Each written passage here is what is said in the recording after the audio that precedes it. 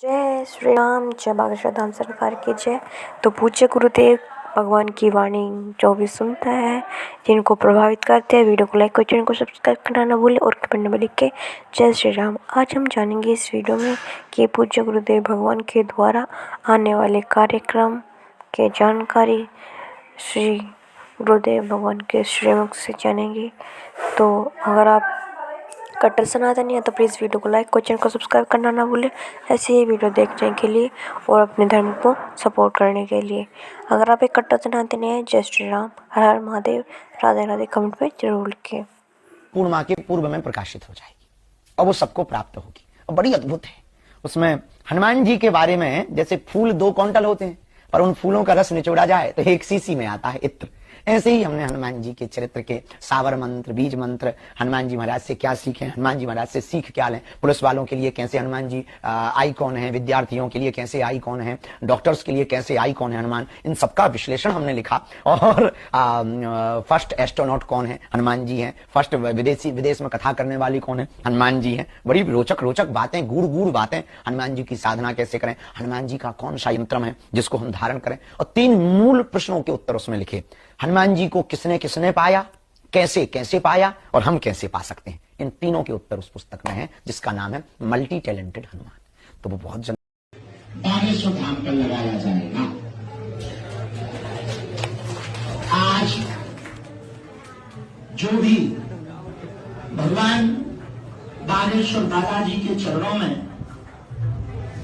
अर्जी लेकर, विषय लेकर, जिज्ञासा लेकर, प्रश्न लेकर, अपनी परेशानी लेकर आए हैं, हम 12 जुलाई पर बागेश्वर धाम पर लगाया जाएगा।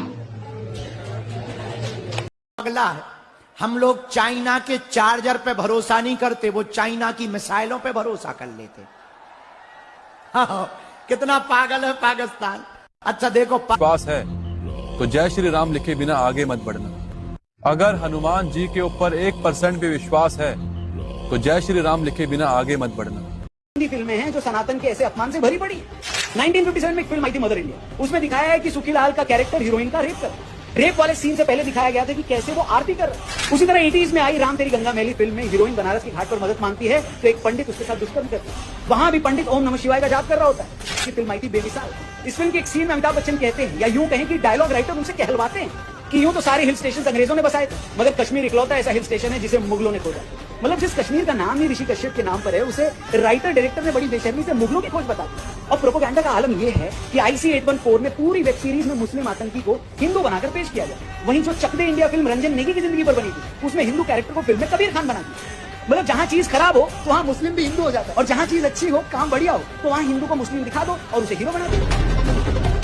तो इस तरह से समझिए कि जब 26/11 का मुंबई हमला हुआ तो उस वक्त कसाब हिंदू दिखने के लिए अपने हाथ में कलावा पहन रखा था उसने। ISI ने जानबूझकर ऐसा किया था ताकि एक बार देखने पर वो हिंदू लगे और किसी को उस पर शक न हो। कसाब को हिंदू बताकर पाकिस्तान में प्रचार किया गया, और भारत में उर्दू अखबार के एक सीनियर एडिटर ने तो मुंबई हमले को RSS की साजिश तक बता दिया था। इसी तरह अगर IC 814 के हाईजैकर्स अपना नाम भोला और शंकर रखते हैं और भारत का एक डायरेक्टर वेब सीरीज में बिना उनकी असली पहचान बताए उन्हें भोला और शंकर ही बताता है, तो एक तरह से वो उन आतंकियों के प्रोपेगेंडा को आगे लेकर जा रहा है। बताइए, जैसा मैंने कहा, अगर पूरी सीरीज में कहीं ये नहीं बताया जाता है कि उन आतंकवादियों की मुस्लिम आइडेंटिटी क्या थी, तो पाकिस्तान तो यही ना कहेगा कि देखो देखो, हमने तो पहले ही कहा था कि वो हाईजैकिंग हमने नहीं करवाई, ये तो भारत के ही लोग थे, भोला और शंकर ही थे। मतलब इसके अलावा न जाने ऐसी कितनी हिंदी फिल्में हैं जो सनातन के ऐसे अपमान से भरी पड़ी है। 1957 में एक फिल्म आई थी मदर इंडिया, उसमें दिखाया अतिक्रमण करके पीछे बनाई हुई है मस्जिद रघुवीर नगर दिल्ली में। ये बदमाशी है दिल्ली में, और ये बदमाशी मैं खत्म कर दूंगा बहुत जल्द। खोल दिए थे अपने पैजामे और सलवार के नाड़े, वो साले आज लगा रहे हमारे हिंदुस्तान में गजवाए हिंद के नारे। अल्लाह कबूल नहीं कर सकते, उसकी दुआ कबूल नहीं होगी तो दान कैसे कबूल होगा साहब। हम इस्लामिक भावना का सम्मान कर रहे हैं। हमारे अल्पसंख्यक मंत्री गए थे तो वो मदीना में डेफिनेट लेवल तक जा सकते, उसके आगे नहीं जा सकते। अगर इबादत की इजाजत नहीं है तो साथ जायदाद की इजाजत कैसे हो सकती है। मुस्लिम भावना का सम्मान है, और अगर है तो कोई मुल्ला मौलवी मुफ्ती मुकर्रम बारी आज आके बता दे कि कबूल हो सकती है दुआ, तो हम दान भी कबूल करने के लिए तैयार हैं। और तो और छोड़िए साहब, जब आप कहते हैं कि हर चीज हलाल होनी चाहिए। तो साहब हलाल करने की प्रक्रिया नहीं, हलाल करने वाला भी मुस्लिम होना चाहिए, तब वो हलाल होता था। इस्लाम पीढ़ियां अब बांटने में लगी है, धर्म को छोड़कर जातियों में छांटने में लगी है, और जहां प्रकट होकर भवानी शत्रु के सर काटती थी, उस तलवार से अब जवानी केक काटने लगी है। जी से ये कहना चाहूंगा कि आप एबीवीपी से निकली हैं, आप एक कट्टर हिंदुत्ववादी चेहरा थी, आप इफ्तार पार्टियों में शामिल हो रही हैं, ये बहुत ही शर्मनाक बात है। दूसरी सबसे बड़ी बात ये कहना चाहूंगा, जिस देश के अंदर 110 करोड़ हिंदू, कट्टर हिंदू सनातनी रह रहे हो, जिस देश के अंदर महाराणा प्रताप, पृथ्वी राज सिंह चौहान, छत्रपति शिवाजी महाराज, छत्रपति संभाजी महाराज, दादा सूरजमल और सभी क्रांतिकारियों का जिस देश में खून बहा हो, जिन्होंने मातृभूमि के लिए बलिदान दिया हो, आज अगर उनकी मूर्तियां तोड़ी जा रही हैं, उनकी मूर्तियों को खंडित करा जा रहा है, तो 110 करोड़ कट्टर हिंदू सनातनियों के मुंह पर तमाचा है। ये किसी विशेष जाति समुदाय के ऊपर तमाचा नहीं है।